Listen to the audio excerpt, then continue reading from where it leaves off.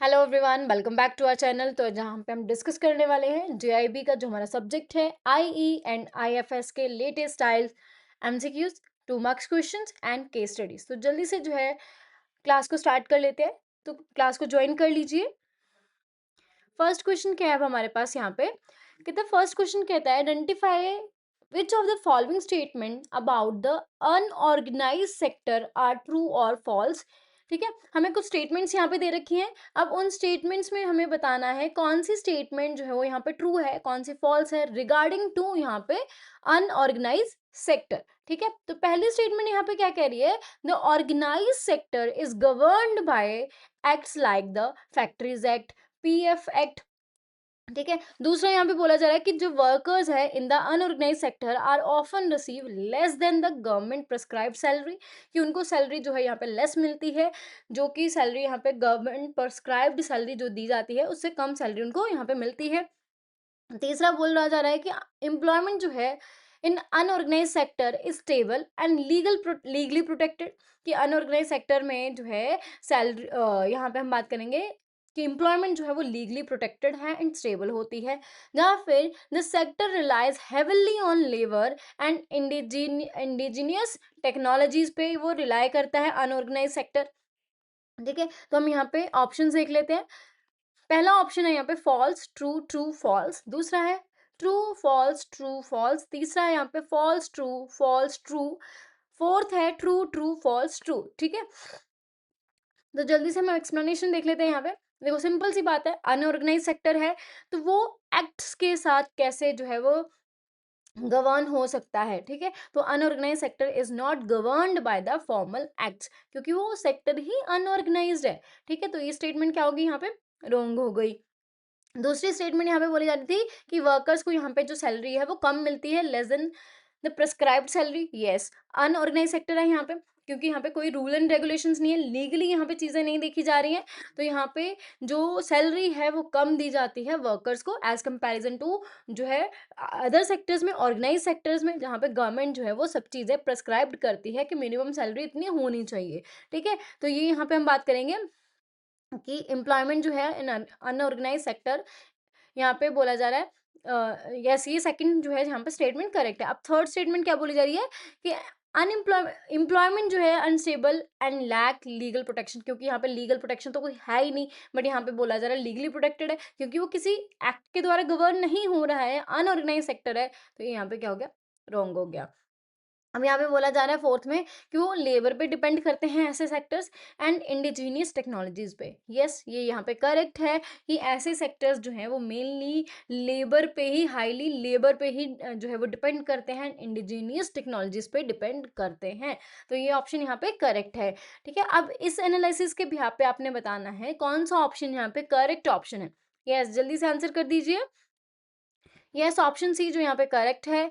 Yes, that is first false, second true, third false and fourth true यहाँ पे statements थी regarding unorganised sectors. Right, hope आपको concept clear हो गया है। तो अगले क्वेश्चन की तरफ चलते हैं। अब अगला क्वेश्चन जो है वो हमारा है regarding to Asia Pacific economic corporation से। ठीक है, अब कहते हैं what is APEC and what is its primary goal. अब एपीईसी है क्या और इसका प्राइमरी गोल है क्या? ठीक है, कहता है एशिया पैसिफिक इकोनॉमिक कॉरपोरेशन जो है is a regional economic forum है, जो कि फाउंड करा गया था 1985 में एंड एनहांस करता है cultural exchange and tourism in Asia Pacific region, Asia Pacific region में। जहाँ फिर यहाँ पे एपीईसी जो है ये एक रीजनल इकोनॉमिक फोरम है जो 1990 में, यहाँ पे 85 बोला जा रहा था, यहाँ पे बोला जा रहा है 1990 में फॉर्म हुआ था ये। और इसका काम क्या था? प्रमोट करना free trade and investment in the Asia Pacific region. तीसरा बोला जा रहा है कि ये जो है फॉर्म हुआ था इन 1989 में और इसका फोकस था environmental stability and disaster management करना।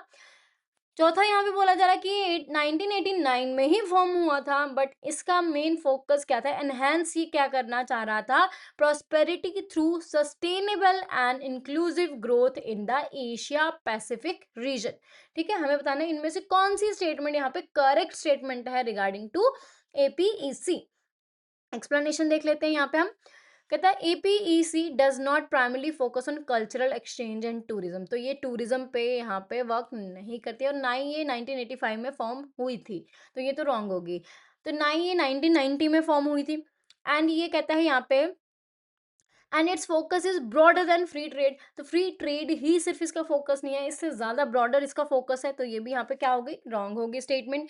ठीक है, अब यहाँ पे बोला जा रहा है नेक्स्ट स्टेटमेंट कि ये 1989 में फॉर्म हुई थी। सो यस, ये 1989 में फॉर्म हुई थी, बट इसका फोकस जो है environmental sustainability and disaster management जो है, इट्स प्राइमरी गोल जो है वो इकोनॉमिक प्रॉस्पेरिटी है, ना कि एनवायरमेंटल इश्यूज को देखना। तो ये यहाँ पे क्या होगी, रॉन्ग होगी स्टेटमेंट। ठीक है, फॉर्म तो ये 1989 में ही हुई थी, बट जो इसमें सेकंड पार्ट में बोला गया है कि एनवायरमेंटल सस्टेनेबिलिटी पे ये फोकस करता है, तो ये रॉन्ग है यहाँ पे, क्योंकि इसका फोकस जो है इकोनॉमिक प्रॉस्पेरिटी पे रहता है।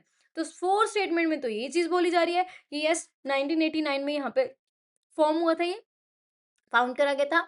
एंड इसका मेन एम्फेसिस क्या रहता है, एनहांस करना prosperity through sustainable and individual growth in the Pacific, Asia Pacific region. तो यही यहाँ पे क्या है, करेक्ट स्टेटमेंट है।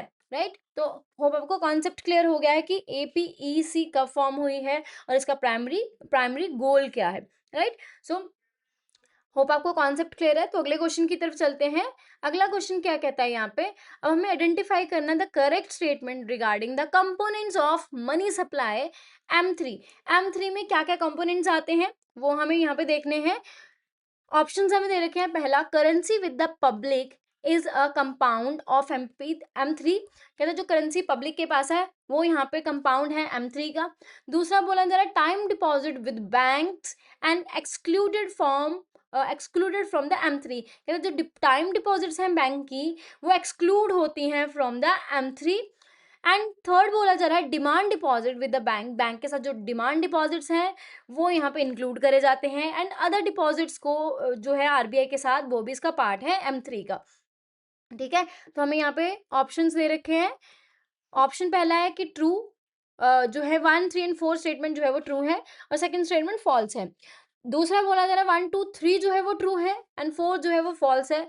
तीसरा बोला जा रहा है 2, 3, 4 आर ट्रू है और फर्स्ट जो है वो फॉल्स है। फिर बोला जा रहा है 1, 2 एंड 4 आर जो है वो ट्रू है एंड थर्ड जो है वो फॉल्स है। तो उसके लिए हम एक्सप्लेनेशन देख लेते हैं एक बार। एक्सप्लेनेशन क्या कह रही है यहाँ पे, कह रही है कि currency with the public, demand deposit with the banks, means की डिमांड डिपॉजिट जो है बैंक्स के साथ, ये इसमें इंक्लूड करा जाता है। Other deposit with the RBI, other deposit with the RBI ये इंक्लूड करा जाता है of the component of the M3, while time deposit with the banks are included in M3। यहाँ पे बोला जा रहा है कि टाइम डिपॉजिट को इंक्लूड करा जाता है M3 में। सो यहाँ पे बोला जा रहा है एक्सक्लूड करना, तो ये क्या हो गया, रॉन्ग हो गई यहाँ पे स्टेटमेंट। राइट, तो यहाँ पे ये दो स्टेटमेंट हमें करेक्ट लग रही है क्योंकि हम यहाँ पे बात करें कि दोनों कंपोनेंट्स हैं इसके। ठीक है, बट ये यहाँ पे कंपोनेंट नहीं है। तो दूसरी स्टेटमेंट कहता है time deposit with the bank, जो कंपोनेंट्स हैं यहाँ पे करेंसी विद द पब्लिक, ये भी यहाँ पे उसने बोला है कंपोनेंट है इसका। ठीक है, तो यहाँ पे हमें क्लियर हो रहा है कि ऑप्शन जो है वो फर्स्ट, थर्ड एंड फोर्थ जो है यहाँ पे करेक्ट है, ओनली सेकंड ही हुआ है इनकरेक्ट है। बट यहाँ पे हम देख लेते हैं एक्सप्लेनेशन क्या कह रहा है। कहता है टाइम डिपॉजिट विद मनी जो है, सॉरी विद बैंक जो है वो इंक्लूड करा जाता है, नॉट एक्सक्लूड, तो ये यहाँ पे रॉन्ग होगी स्टेटमेंट। तीसरा यहाँ पे बोला जा रहा है currency with the public is a component, currency with the public वो भी यहाँ पे क्या है, कंपोनेंट है। ठीक है, एंड यहाँ पे demand deposit with the bank जो है, demand deposit with the bank वो भी यहाँ पे क्या है, इसका पार्ट है। अदर डिपॉजिट भी जो है M3 का पार्ट है। ठीक है, तो ओनली यहाँ पे कौन सी स्टेटमेंट इनकरेक्ट है, सेकंड स्टेटमेंट। कौन सा ऑप्शन यहाँ पे करेक्ट बैठ रहा है इस एनालिसिस के अकॉर्डिंग, यस जल्दी से आंसर कर दीजिए। देखो M3 में क्या क्या कंपोनेंट्स आ रहे हैं यहाँ पे, हम M3 में हमने क्या देखा कि public currency, currency with the public वो इसमें ऐड होएगा, करेंसी विद पब्लिक हम लिख लेते हैं इसको ऐसे। ठीक है, प्लस इसमें टाइम डिपॉजिट भी आता है, प्लस इसमें डिमांड डिपॉजिट भी आता है एंड प्लस इसमें अदर डिपॉजिट भी जो है वो इसमें, अदर डिपॉजिट्स भी जो है इसमें ऐड करा जाता है, तो M3 यहाँ पे बनता है। ठीक है, तो ये यहाँ पे सेकंड स्टेटमेंट रॉन्ग है, तो इसके अकॉर्डिंग यहाँ पे कौन सा ऑप्शन करेक्ट बैठ रहा है, yes third option, sorry A option जो है वो करेक्ट है, that is 1, 3 and 4 are correct है, सेकंड जो है यहाँ पे फॉल्स स्टेटमेंट है। राइट, होप आपको कॉन्सेप्ट क्लियर हो गया है। अगले क्वेश्चन की तरफ चलते हैं। अब अगला क्वेश्चन कह रहा है यहाँ पे what of the following is the important what of the following is the important feature of the primary market, इनमें से प्राइमरी मार्केट का important feature कौन सा है वो हमें यहाँ पे बताना है। पहला कहता है कि securities are traded among existing investors, ये जो ऑलरेडी इन्वेस्टर्स हैं उनके साथ ही यहाँ पे जब सिक्योरिटीज को ट्रेड करा जा रहा है वो प्राइमरी मार्केट है। या फिर securities are offered to the public for the first time to the raise capital, first time जब यहाँ पे पब्लिक को ऑफर करी जा रही है सिक्योरिटीज, वो यहाँ पे प्राइमरी मार्केट में करी जा रही है। प्राइमरी मार्केट वो होती है जहाँ फिर securities are listed on the stock exchange, कि वो सिक्योरिटीज जो है यहाँ पे ऑलरेडी लिस्टेड है स्टॉक एक्सचेंज में। या फिर बोला जा रहा है securities are repurchase by using company, sorry by issuing company, ठीक है। तो यहाँ पे जो है रीपरचेज यहाँ पे करा जा रहा है, वो प्राइमरी मार्केट है, ठीक है। एक्सप्लेनेशंस देख लेते हैं एक बार। कि जो हम यहाँ पे बोल रहे हैं ना कि एग्जिस्टिंग इन्वेस्टर्स को यहाँ पे एग्जिस्टिंग इन्वेस्टर्स में जब हम ट्रेड कर रहे हैं सिक्योरिटीज को, वो सेकेंडरी मार्केट होता है क्योंकि ऑलरेडी वो यहाँ पे स्टॉक मार्केट में अवेलेबल हैं स्टॉक्स, ठीक है। तो यहाँ पे इन्वेस्टर्स जो है वो एग्जिस्टिंग इन्वेस्टर्स उसको कभी सेल कर रहा है कभी परचेज कर रहा है, तो वो अमंग एग्जिस्टिंग इन्वेस्टर्स हो रहा है सिक्योरिटीज का ट्रेड। तो ये हमारी सेकेंडरी मार्केट होती है, ना कि प्राइमरी मार्केट। तो यहाँ पे रॉन्ग हो गया। अब यहाँ पे कह रहा है कि ये सिक्योरिटीज जो ऑफर करी जाती हैं टू पब्लिक, पब्लिक को जब पहली बार जो सिक्योरिटीज यहाँ पे ऑफर करी जाती हैं कैपिटल रेज करने के लिए, वो यहाँ पे प्राइमरी मार्केट कहलाती है, राइट। तो ये यहाँ पे करेक्ट लग रहा है ऑप्शन हमें। अब कहते हैं लिस्टिंग में follow issue but not for the core function, तो ये कोर फंक्शन यहाँ पे हम नहीं होता है, सो दैट्स वाई ये रॉन्ग हो गया। अब कहते हैं रीपरचेज, रीपरचेज तो यहाँ पे पार्ट ही नहीं होता प्राइमरी मार्केट का, क्योंकि हम बात करें फर्स्ट टाइम। अगर हम फर्स्ट टाइम ऑफर कर रहे हैं यहाँ पे तो रीपरचेज कैसे हुआ, ठीक है। तो ये भी यहाँ पे क्या हो गया, यहाँ पे रॉन्ग हो गया। तो ऑप्शन जो है यहाँ पे बी ऑप्शन करेक्ट ऑप्शन है कि जब सिक्योरिटीज को ऑफर करा जाता है पब्लिक में, पब्लिक के लिए फर्स्ट टाइम कैपिटल रेज करने के लिए, तो उसको यहाँ पे उस मार्केट को यहाँ पे प्राइमरी मार्केट कहा जाता है, राइट। होप आपको कॉन्सेप्ट क्लियर हो गया। अगले क्वेश्चन की तरफ चलते हैं। अगला क्वेश्चन डिस्कस करने से पहले मैं आपको एक इंपॉर्टेंट इन्फॉर्मेशन यहाँ पे दे दूँ। CIB, JIB जहाँ पे बैंक प्रमोशनल एग्जाम से रिलेटेड आपको स्टडी मटेरियल, स्टडी कंटेंट चाहिए, तो यहाँ पे आपको best quality very low price पे जो है पूरा स्टडी मटेरियल, स्टडी कंटेंट जो है वो प्रोवाइड करवाया जाएगा। एक और चीज़ आपको यहाँ पे बता दूँ कि लास्ट 30 ईयर्स में मोर देन 10 लाख से भी ज़्यादा स्टूडेंट्स ने इस कोर्स का बेनिफिट उठाया है। अगर आप भी जो है इस कोर्स का बेनिफिट उठाना चाहते हैं तो आपको ये कोर्स एनरोल करना पड़ेगा। और अगर आप यहाँ पे जो ये 10 लाख स्टूडेंट्स की हम बात कर रहे हैं, तो इनको बहुत हेल्प मिली है यहाँ पे इस कोर्स की हेल्प से एग्ज़ाम को क्रैक करने में। अगर आप भी यहाँ पे अपने एग्ज़ाम को क्रैक करने की पॉसिबिलिटी को यहाँ पे बढ़ाना चाहते हैं, तो इस कोर्स को एनरोल कर लीजिए। आप अपने फ्रेंड्स एंड कलीग्स को भी इस कोर्स के बारे में बता सकते हैं। तो बेसिकली आपको इस कोर्स में मिलेगा क्या, रिकॉर्डेड वीडियो लेसन्स रहेंगे, PDF क्वेश्चन बैंक्स रहेंगे, केस स्टडी वीडियोज़ रहेंगी, इंटरेक्टिव लाइव क्लासेस जो हैं वो आपको प्रोवाइड करवाई जाएंगी। ये पूरा का पूरा कोर्स आपको अवेलेबल होगा www.nstoolschoolofbanking.com पे, ठीक है। जो भी आपको कोर्स चाहिए CIB, JIB, bank promotion exam से रिलेटेड, आप उस कोर्स को एनरोल कर सकते हो। एक बार फिर से आपको बता दूं कि लास्ट 30 ईयर्स में मोर देन 10 लाख से भी ज़्यादा स्टूडेंट्स को इस कोर्स से बेनिफिट हुआ है। आप भी अपने एग्जाम को क्रैक करने की पॉसिबिलिटी को बढ़ा सकते हैं इस कोर्स को एनरोल करके। आप अपने फ्रेंड्स एंड कलीग्स को भी इस कोर्स के बारे में बता सकते हैं, ठीक है। होप आपको कॉन्सेप्ट भी क्लियर हो रहे हैं। तो अगले क्वेश्चन की तरफ चलते हैं।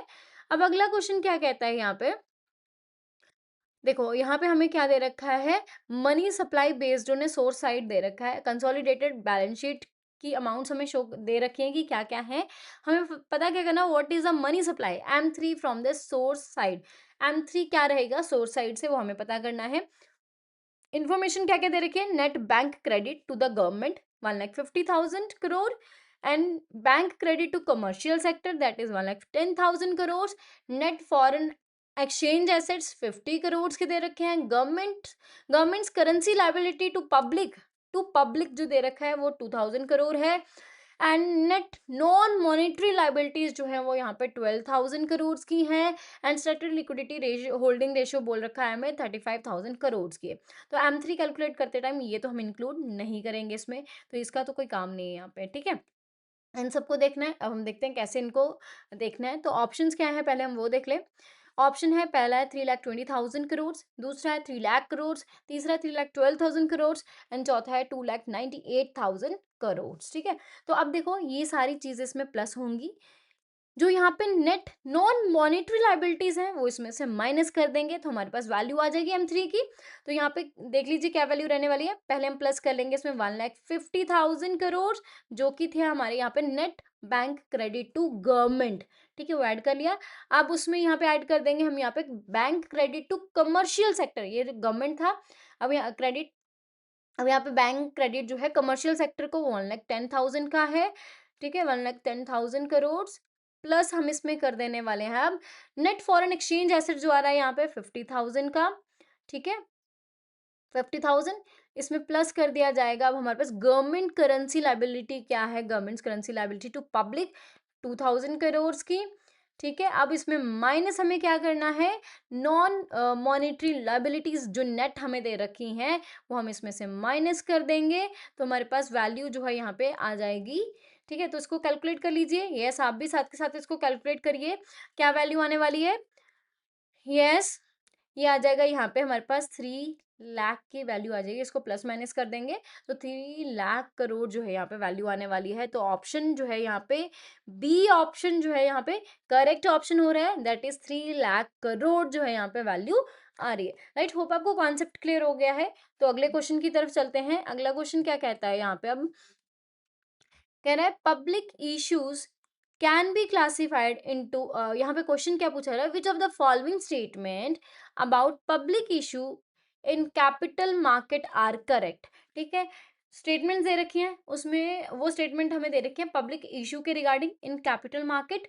ठीक है, अब बताना कौन सी स्टेटमेंट यहाँ पे करेक्ट है, कौन सी इनकरेक्ट है। पहला बोला बोला जा रहा है पब्लिक इशू जो है can be classified into, public issues दो तरह के होते हैं, पहला आईपीओ जिसे हम बोलते हैं इनिशियल पब्लिक ऑफरिंग, एंड दूसरा है एफपीओ फर्दर पब्लिक ऑफरिंग। ठीक है, जब हम यहाँ पे एक बार आईपीओ लॉन्च कर चुके हैं, ठीक है, अपनी कंपनी को लिस्ट कर चुके हैं स्टॉक मार्केट में, अब इनिशियली हमने जो है कैपिटल मंगवा लिया है, अब हमें और कैपिटल चाहिए कंपनी को, तो वो फर्दर पब्लिक ऑफरिंग के थ्रू जो है वो कैपिटल अरेंज करते हैं। ठीक है, कहता है ये दो पार्ट होते हैं पब्लिक इशू के। दूसरा बोलता है public issue do not require any disclosure in the offer document. कहता है जब पब्लिक इश्यूज करे जाते हैं तो कोई भी चीज यहाँ पे डिस्क्लोज करने की जरूरत नहीं होती है। तीसरा बोला जा रहा है an IPO is a made by an unlisted company offering securities for the first time to the public. कहता आईपीओ जो है वो मेड करा जाता है बाय जो अनलिस्टेड कंपनी है। ठीक है, वो सिक्योरिटी यहाँ पे फर्स्ट टाइम सिक्योरिटी अगर वो ऑफर कर रही है, ठीक है, पब्लिक में, तो वो आईपीओ यहाँ पे करते हैं। दूसरा यहाँ पे बोला जा रहा है एन एफपीओ जो है is made by the already listed company, जो ऑलरेडी लिस्टेड यहाँ पे कंपनीज हैं उनके द्वारा यहाँ पे एफपीओ करा जाता है एडिशनल कैपिटल रेज करने के लिए। ठीक है, लिस्टिंग ऑब्लिगेशंस को मीट करने के लिए। तो यहाँ पे ऑप्शन देख लेते हैं। ऑप्शन है यहाँ पे 1 2 3 आर करेक्ट है, 4 इज रॉन्ग है, या फिर 1 3 एंड 4 आर करेक्ट है, 2 इज रॉन्ग है, या फिर 2 4 आर करेक्ट है, 1 3 आर रॉन्ग है, 1 एंड 4 आर करेक्ट है, 2 एंड 3 आर रॉन्ग है। तो एक्सप्लेनेशन देख लेते हैं एक बार इसकी। ठीक है, तो एक्सप्लेनेशन यहाँ पे क्या दे रखी है, एक्सप्लेनेशन के अकॉर्डिंग यहाँ पे देख लीजिए, सेकंड जो स्टेटमेंट है वही इनकरेक्ट स्टेटमेंट है। क्यों स्टेटमेंट इनकरेक्ट है, क्योंकि यहाँ पे बोला जा रहा है कुछ भी डिस्क्लोज करने की रिक्वायरमेंट नहीं है ऑफर डॉक्यूमेंट में, तो ऐसा नहीं होता है। यहाँ पे बोला जा रहा है कि public issue require detail disclosure.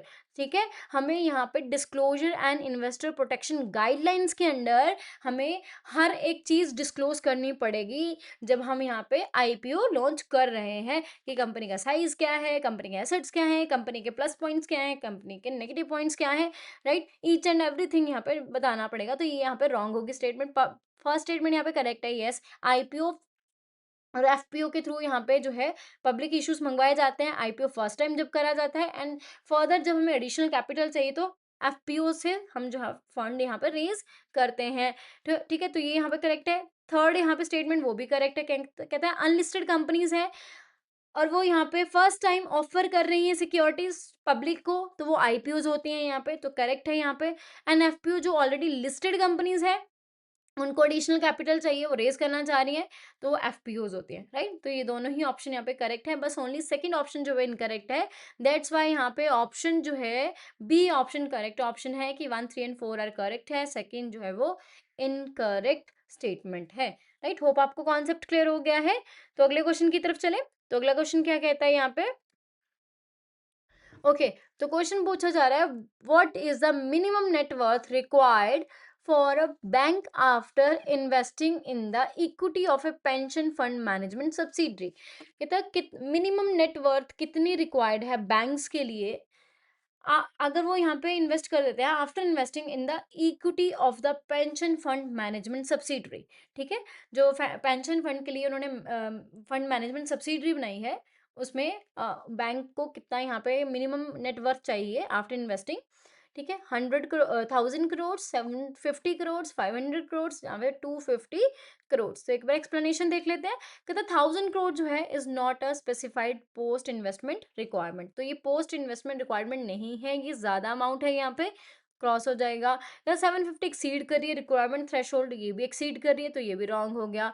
कहता है यहाँ पे 500 मिनिमम नेटवर्थ जो है वो रिक्वायर्ड है आफ्टर जब यहाँ पे इन्वेस्टमेंट कर दी जाती है इक्विटी किसमें, पेंशन फंड मैनेजमेंट सब्सिडरी में। उसके बाद बैंक के पास कितना पैसा रिक्वायर्ड होना चाहिए, मिनिमम नेटवर्थ कितनी होनी चाहिए, दैट इज 500 करोड़ की होनी चाहिए।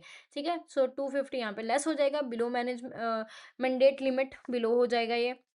ठीक है, तो यहाँ पे क्या है, ऑप्शन कौन सा करेक्ट बैठ रहा है, यस ऑप्शन सी जो यहाँ पे करेक्ट ऑप्शन है कि 500 करोड़ नेट वर्थ मिनिमम होनी चाहिए बैंक की after investing in the equity of pension fund management subsidiary.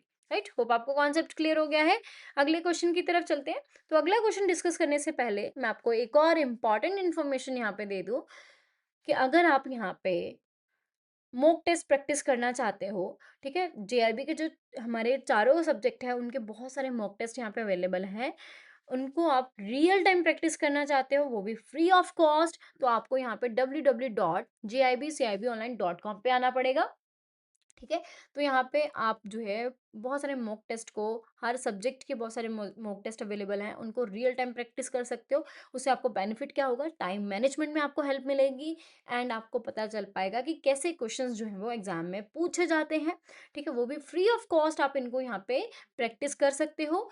ठीक है, तो उसके लिए आपको जाना पड़ेगा www.gibcibonline.com पे। राइट, होप आपको कॉन्सेप्ट भी क्लियर हो रहे हैं। तो अगले क्वेश्चन की तरफ चलते हैं। अब अगला क्वेश्चन क्या कहता है यहाँ पे, match the business phases of a business cycle in a group A with their corresponding feature in group B. Group A में हमें फेजेस दे रखे हैं, जो यहाँ पे बिजनेस साइकिल के फेजेस होते हैं, boom phase, recession phase, depression phase, recovery phase. ठीक है, अब उनके ग्रुप बी में क्या दे रखे हैं, उनके फीचर्स दे रखे हैं, करेक्टरिस्टिक्स दे रखे हैं, हमें मैच करना है बूम फेज का करेक्टरिस्टिक क्या है, रिसेशन फेज का क्या है, डिप्रेशन का, रिकवरी का। तो यहाँ पे क्या दे रखा है, pessimism prevail among the investors. Investor में जो है पेसिमिस्टिक अप्रोच आ जाती है। दूसरा यहाँ पे स्टॉक मार्केट बिकम एक्टिव हो जाती है। तीसरा है यहाँ पे economy heat up with the inflation rising. Economy heat up होना शुरू हो जाती है, इन्फ्लेशन राइज होना शुरू हो जाती है। यहाँ पे नेक्स्ट क्या है, consumer postpone consumption expenditure further price drop, कि प्राइस ड्रॉप होंगे तो वो कंजम्पशन यहाँ पे करेंगे, जिन चीज़ों की वो कंजम्पशन यहाँ पे पोस्टपोन कर सकते हैं। ठीक है, ऑप्शन देख लेते हैं यहाँ पे हम जल्दी से। पहला है A1 B2 C3 D4, या फिर A4 B3 C2 D1, या फिर A3 B4 C1 D2, A2 B1 C4 D3। Yes, क्या रहेगा इसका आंसर? तो हम जल्दी से एक्सप्लेनेशन देख लेते हैं एक बार कि द बूम फेज जो होता है ना, इसमें इकोनॉमी जो है हीट अप हो जाती है, क्योंकि सब कुछ हाई होता है। अब डिमांड हाई है, उसको मीट करने के लिए सप्लाई हाई है। सप्लाई को जो है वो अगर हमारी उतनी ही है तो उसको मीट करने के लिए प्राइस हाई हो जाएगा। ठीक है, डिमांड को मीट करने के लिए प्राइजेस को हाई करना पड़ेगा। ठीक है, तो इससे क्या होगा कि इन्फ्लेशन राइज हो जाएगी, तो हीट अप हो रही है इकोनॉमी एंड इन्फ्लेशन जो है वो राइज हो रही है। तो ये जो बैलेंस है डिमांड और सप्लाई में लाने के लिए, क्योंकि सप्लाई तो कम है, डिमांड ज़्यादा हो रही है, तो प्राइस हाई करना पड़ेगा ताकि बैलेंस जो है डिमांड एंड सप्लाई में आ सके। देन कहता है in the recession phase. Recession phase में क्या होता है, अब उनको सब चीज़ें डाउन डाउन होना शुरू हो रही है, तो कंज्यूमर क्या करते हैं, जिन चीज़ों की कंजम्पशन वो पोस्टपोन करना चाहते हैं वो कर सकते हैं, क्योंकि उनको पता है डिप्रेशन फेज आने पे सारी चीज़ें लो हो जाएंगी। तो प्राइजेस फर्दर ड्रॉप हो जाएंगे, ठीक है। तो ये रिसेशन फेज का क्या यहाँ पे मैच हो जाएगा, ये बी मैच यहाँ पे हो जाएगा, consumer postpone consumption expecting further price drop जो है वो होंगे। फिर डिप्रेशन फेज क्या होता है, सब कुछ नेगेटिव हो जाता है, इन्वेस्टर जो है इन्वेस्टमेंट करना बंद कर देते हैं, डिस्करेजिंग न्यू इन्वेस्टमेंट, है ना। तो ये पेसिमिज्म प्रिवेल कर जाता है अमंग इन्वेस्टर्स। तो ये किससे मैच हो जाएगा यहाँ पे, depression phase, that is first point के साथ, कि नेगेटिव जो है एक अप्रोच आ जाती है इन्वेस्टर्स में फर्दर इन्वेस्टमेंट करने में, क्योंकि इंटरेस्ट रेट इतना अच्छा इतना हाई मिल नहीं रहा होता है। फिर कहते हैं रिकवरी फेज क्या होता है, फिर से चीज़ें नॉर्मल होना शुरू होती हैं, स्टॉक मार्केट बिकम एक्टिव, ठीक है, एक्टिव होना शुरू हो जाता है, सिग्नलिंग इकोनॉमिक रिवाइवल, इकोनॉमी जो है वो रिवाइवल करना शुरू कर देती है। तो ये किससे मैच कर जाएगा यहाँ पे, recovery phase, stock market become active, फिर से स्टॉक मार्केट जो है वो एक्टिव होना शुरू हो जाती है, तो ये डी से मैच कर जाएगा। अब इस बिहाफ पे जल्दी से बता दीजिए कौन सा ऑप्शन जो है वो करेक्ट रहने वाला है। यस, क्या रहेगा इसका आंसर, यस ऑप्शन सी जो यहाँ पे करेक्ट ऑप्शन है, A3 B4 C1 D2, right. Hope आपको कॉन्सेप्ट भी क्लियर हो गया है। तो अगले क्वेश्चन की तरफ चलते हैं, अगला क्वेश्चन क्या है वो हमारे पास यहाँ पे। ओके, तो कहते हैं consider the following statement regarding the duties and functions of IRDAI, ठीक है, insurance regulatory development authority of India, ठीक है। अब इसके क्या फंक्शंस हैं, क्या ड्यूटीज हैं, हमें स्टेटमेंट्स दे रखी हैं, हमें बताना है इनमें से कौन सी स्टेटमेंट जो है वो करेक्ट फंक्शन एंड ड्यूटीज बता रही हैं IRDAI के बारे में। पहला बोला जा रहा है कि ये जो अथॉरिटी है has the duty to regulate, promote and ensure orderly growth of insurance and reinsurance business। इसका काम क्या है, रेगुलेट करना, प्रमोट करना इंश्योरेंस बिजनेस को की ग्रोथ को एंड री इंश्योरेंस बिजनेस की ग्रोथ को। दूसरा यहाँ पे बोला जा रहा IRDAI is responsible for issuing certificate. इसका काम क्या होता है, ये सर्टिफिकेट्स इशू करती है of registration of application and can renew, modify, withdraw, suspend और कैंसिल सच रजिस्ट्रेशन। तो यही यहाँ पर रजिस्ट्रेशन करती है कि आप इसके लिए इंश्योरेंस बिजनेस के लिए, कि यहाँ पे सर्टिफिकेट दिए जाते हैं, रजिस्ट्रेशन टू एप्लीकेंट्स को उनका रिन्यू करा जाता है, यहाँ पे उनकी सर्टिफिकेट्स को यहाँ पे, ठीक है, एंड मॉडिफाई करा जाता है, विड्रॉ करना है, सस्पेंड करना है, ठीक है, कैंसिल करना है रजिस्ट्रेशन। तो ये सारी चीज़ें IRDAI करती है यहाँ पे। अब कहता है IRDAI जो है रेगुलेट करती है banking sector along with the insurance sector, के बैंकिंग सेक्टर को भी ये रेगुलेट करती है इंश्योरेंस सेक्टर के साथ। चौथा यहाँ पे बोला जा रहा है कि IRDAI जो है प्रोटेक्ट करती है interest of the policy holder, जो यहाँ पे पॉलिसी जिसने ले रखी है उसके इंटरेस्ट को प्रोटेक्ट करने के लिए ये यहाँ पे मैकेनिज्म है ये, in the matters such as assigning policies, settlement of the claims and surrender value of the policy, surrender value of the policy देने में, claims देने में, ठीक है। तो ये IRDAI जो है वो हेल्प करती है, प्रोटेक्ट करती है पॉलिसी होल्डर का इंटरेस्ट यहाँ पे, ताकि जो इंश्योरेंस कंपनीज हैं यहाँ पे वो यहाँ पे फ्रॉड ना कर ले कोई, ठीक है। देन हम बात करेंगे यहाँ पे ऑप्शंस की।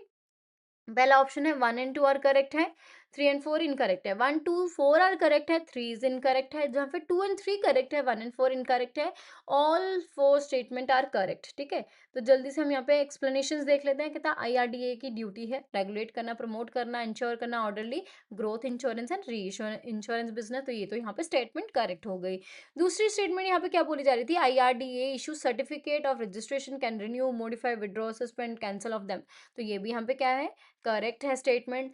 अब तीसरी स्टेटमेंट यहाँ पे बोली जा रही थी कि ये बैंकिंग सेक्टर को भी रेगुलेट करती है, तो बैंकिंग सेक्टर को IRDA रेगुलेट नहीं करती है। यहाँ पे बैंकिंग सेक्टर को रेगुलेट कौन करता है, बैंकिंग रेगुलेशन एक्ट 1949 जो है वो यहाँ पे बैंकिंग सेक्टर को रेगुलेट करती है। तो ये सिर्फ और सिर्फ यहाँ पे solely insurance and re insurance sector को यहाँ पे रेगुलेट करते हैं। तो यहाँ पे ये क्या हो गया, रॉन्ग होगी स्टेटमेंट। फोर्थ यहाँ पे क्या था कि यस पॉलिसी होल्डर जो है उनके इंटरेस्ट को प्रोटेक्ट करने के में हेल्प करती है, तो ये भी यहाँ पे क्या है, करेक्ट स्टेटमेंट है। तो इसके एनालिसिस के अकॉर्डिंग यहाँ पे कौन सा ऑप्शन करेक्ट बैठ रहा है, यस यस ऑप्शन बी जो यहाँ पे करेक्ट है, 1 2 4 स्टेटमेंट जो है वो करेक्ट है, 3 स्टेटमेंट जो है थर्ड स्टेटमेंट वो इनकरेक्ट स्टेटमेंट है। होप आपको कॉन्सेप्ट क्लियर हो गया है। तो अगले कॉन्सेप्ट की तरफ चलते हैं। अगला कॉन्सेप्ट यहाँ पे क्या कह रहा है, ओके तो कहते हैं when was the legislation to establish Reserve Bank of India first introduced and when it when did it actually get enacted. ठीक है, अब यहाँ पे पूछा गया है कि कब जो है आरबीआई को एस्टैब्लिश करने के लिए फर्स्टली इंट्रोड्यूस करा गया था, सबसे पहले आरबीआई का प्रपोजल जो है वो कब रखा गया था, कब इसको इंट्रोड्यूस करा गया था, और ये कब एक्चुअली इनैक्ट करा गया। ठीक है, इंट्रोड्यूस करा गया 1934 में एंड इनैक्ट करा गया 1935 में, इंट्रोड्यूस करा गया 1926 में एंड इनैक्ट करा गया 1933 में, इंट्रोड्यूस करा गया इन January 1927 and enacted in March 1934, now introduced in 1929 and enacted in 1936। तो क्या ऑप्शन यहाँ पे रहेगा, एक्सप्लेनेशन देख लेते हैं।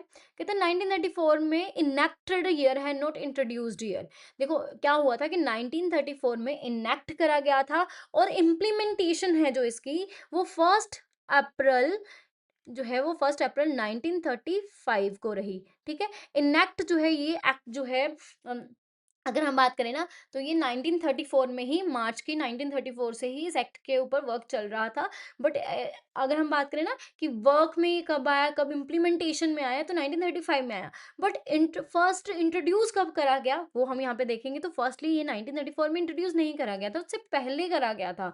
ठीक है, तो वो क्या था, कहता 1926 was a year of royal commission not legislation, तो लेजिस्लेशन ईयर का नहीं था, तो ये भी यहाँ पे रॉन्ग हो गया। अब कहता है yes introduce in January 1927 enacted in March 1934, तो ये यहाँ पे करेक्ट है कि सबसे पहले ये लेजिस्लेशन जो to establish legislation to establish जो करा गया था जनवरी 1927 में जो है इंट्रोड्यूस करा गया था। इनेक्ट इसको करा गया मार्च 1934 में और इम्प्लीमेंट कब करा गया, 1 अप्रैल 1935 में विद 5 करोड़ कॉर्पोरेट्स के साथ, 5 करोड़ की इन्वेस्टमेंट के साथ, कैपिटल के साथ जो है आरबीआई स्टार्ट करा गया था। राइट, होप आपको कॉन्सेप्ट क्लियर हो गया है। एंड डी ऑप्शन भी यहाँ पे क्या है, इनकरेक्ट है, क्योंकि हमने बात कर ली 1927 में इसको इंट्रोड्यूस करा गया था। ठीक है, इसकी तो दोनों ही यहाँ पे डेट्स जो है वो इनकरेक्ट है। राइट, होप आपको कॉन्सेप्ट क्लियर हो गया है। अगले क्वेश्चन की तरफ चलते हैं। अगला क्वेश्चन क्या कहता है यहाँ पे, consider the following statements regarding RBI's role as regulator of the banking system. RBI का रोल क्या है यहाँ पे as a regulator banking system को लेके। ठीक है, स्टेटमेंट्स दे रखी है, हमें बताना कौन सी करेक्ट स्टेटमेंट है, कौन सी इनकरेक्ट स्टेटमेंट है। आरबीआई कहता है रेगुलेट करता है ओनली कमर्शियल बैंक्स को एंड एक्सक्लूड करता है कोऑपरेटिव बैंक्स को फ्रॉम इट्स प्रीव्यू। दूसरा बोला जा रहा है आरबीआई इंश्योर करता है financial stability and public confidence through preventive and corrective measure, कि यहाँ पे आरबीआई का काम होता है फाइनेंशियल स्टेबिलिटी बनी रहे, पब्लिक कॉन्फिडेंस बना रहे यहाँ पे, और उसके लिए जो भी यहाँ पे प्रिवेंटिव या फिर करेक्टिव मेजर लेने पड़ेंगे आरबीआई वो चीज करता है। तीसरा बोला जा रहा है कि आरबीआई जो है रेगुलेट करता है एनबीएफसीज को, चाहे वो फाइनेंशियल है चाहे वो नॉन फाइनेंशियल एक्टिविटीज है उनकी, एनबीएफसीज की, जो नॉन बैंकिंग फाइनेंशियल कंपनीज होती हैं। ठीक है, अब यहाँ पे फोर्थ बोला जा रहा है आरबीआई जो है डायरेक्टली मैनेज करता है day to day operation of the commercial bank, कहता है कमर्शियल बैंक के डे टू डे ऑपरेशंस को भी डायरेक्टली यहाँ पे आरबीआई ही मैनेज करता है। ठीक है, तो ऑप्शंस देख लेते हैं यहाँ पे। पहला ऑप्शन है फॉल्स ट्रू ट्रू फॉल्स, दूसरा है यहाँ पे ट्रू ट्रू फॉल्स फॉल्स, तीसरा है फॉल्स ट्रू फॉल्स फॉल्स, चौथा है फॉल्स फॉल्स ट्रू ट्रू। ठीक है, तो जल्दी से हम एक्सप्लेनेशन देख लेते हैं एक बार। कहता है आरबीआई जो है रेगुलेट करता है commercial and cooperative banks both को, यहाँ पे ओनली यहाँ पे कोऑपरेटिव कमर्शियल बैंक्स को ही नहीं, दोनों को यहाँ पे कहते हैं, ये रॉन्ग होगी स्टेटमेंट यहाँ पे। ठीक है, अब कहते हैं यस आरबीआई जो है प्रिवेंटिव एंड करेक्टिव मेजर लेता है मेंटेन करने में स्टेबिलिटी एंड कॉन्फिडेंस को, तो ये यहाँ पे क्या हो गया, करेक्ट स्टेटमेंट लग रही है हमें, तो करेक्ट स्टेटमेंट है यहाँ पे। अब कहता है आरबीआई जो है रेगुलेट करता है only certain type of NBFCs को, ना कि सारी एनबीएफसीज को, और यहाँ पे जो नॉट ऑल जो नॉन फाइनेंशियल एनबीएफसीज है उनको यहाँ पे सबको नहीं जो है वो रेगुलेट करता है, नहीं देखता है आरबीआई। ठीक है, तो ये यहाँ पे क्या हो गया, रॉन्ग होगी स्टेटमेंट। अब यहाँ पे फोर्थ स्टेटमेंट क्या बोल रही है कि आरबीआई डू नॉट मैनेज, तो आरबीआई यहाँ पे मैनेज नहीं करती है डे टू डे जो वर्क है यहाँ पे कॉमर्शियल बैंक का, वो तो रेगुलेटरी अथॉरिटी है यहाँ पे। ठीक है, तो रूल एंड रेगुलेशन बना देती है, डे टू डे जो एक्टिविटीज है उनको नहीं मॉनिटर करती, यहाँ पे मैनेज करती। ठीक है, तो ओनली यहाँ पे सेकंड स्टेटमेंट जो है वो करेक्ट है, बाकी स्टेटमेंट्स यहाँ पे क्या है, फॉल्स है। तो इसके बाद पे कौन सा ऑप्शन यहाँ पे करेक्ट बैठ रहा है, यस जल्दी से आंसर कर दीजिए। यस, ऑप्शन सी जो यहाँ पे करेक्ट है, फर्स्ट फॉल्स है, सेकंड ट्रू है, थर्ड फॉल्स, फोर्थ फॉल्स यहाँ पे, राइट। होप आपको कॉन्सेप्ट क्लियर हो गया। अगले क्वेश्चन की तरफ चलते हैं। अब अगला क्वेश्चन क्या कहता है यहाँ पे, under what conditions can a bank invest more than 10% but up to 30% in a non financial company. ठीक है, एक जो बैंक है यहाँ पे, अब किस कंडीशन में कहता है वो मोर देन 10% जो है वो इन्वेस्ट कर सकता है, क्योंकि उसकी हमने बात करी ना कि बैंक जो है वो अपने नेट वर्थ के 10% जो है वो इन्वेस्ट कर सकता है नॉन फाइनेंशियल कंपनीज में। कहता है वो कुछ कंडीशंस में बैंक जो है वो 10% से ज़्यादा इन्वेस्ट कर सकता है, अप टू 30% तक वो इन्वेस्ट कर सकता है नॉन बैंकिंग फाइनेंशियल कंपनीज में। ठीक है, तो वो कौन सी कंडीशन होती है? पहला यहाँ पे बोला जा रहा है, if company is engage in permitted non financial activities और investment is due to debt reconstruction और प्रोटेक्शन ऑफ बैंक्स इंटरेस्ट। दूसरा यहाँ पे बोला जा रहा है, if the company is listed and profitable.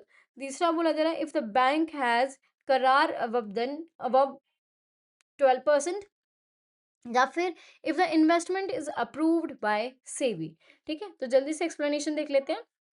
कहते हैं आरबीआई जो है अलाउ करता है more than 10% up to 30% under the specific condition. तो बेसिकली कब, यहाँ पे ए ऑप्शन हमें करेक्ट लग रहा है। कहता है जब कंपनी जो है अंगेज्ड है, परमिटेड, जो यहाँ पे परमिटेड नॉन फाइनेंशियल एक्टिविटीज हैं, इन्वेस्टमेंट्स हैं, is due to debt reconstruction के लिए और प्रोटेक्शन ऑफ बैंक्स इंटरेस्ट के लिए। ठीक है, तो अगर यहाँ पे रिकंस्ट्रक्शन करी जा रही है बैंक के इंटरेस्ट को प्रोटेक्ट करने के लिए, तब यहाँ पे जो है वो नॉन फाइनेंशियल एक्टिविटीज में वो more than 10% but up to 30% investment कर सकता है बैंक। ठीक है, तो ये यहाँ पे ऑप्शन करेक्ट है। सेकंड जो है, listed and profitability are not sufficient criteria, तो ये यहाँ पे रॉन्ग हो गया। ठीक है, नेक्स्ट बोलता है करार 12% होना चाहिए, तो ये भी नॉट डिटरमाइंड फैक्टर है, तो ये भी यहाँ पे रॉन्ग है। The SEBI approval is not a substitute, ये सब्सटीट्यूट नहीं है फॉर आरबीआई प्रूडेंशियल नॉर्म्स के लिए, तो ये भी यहाँ पे क्या हो गया, रॉन्ग हो गया। तो कौन सा ऑप्शन यहाँ पे करेक्ट है? यस, ऑप्शन ए जो यहाँ पे करेक्ट है, कि कंपनी अगर एंगेज है in permitted non financial activities और investment is due to debt reconstruction और protection of bank's interest, right. Hope आपको कॉन्सेप्ट क्लियर हो गया। So that's all for the day. Thank you very much for the day.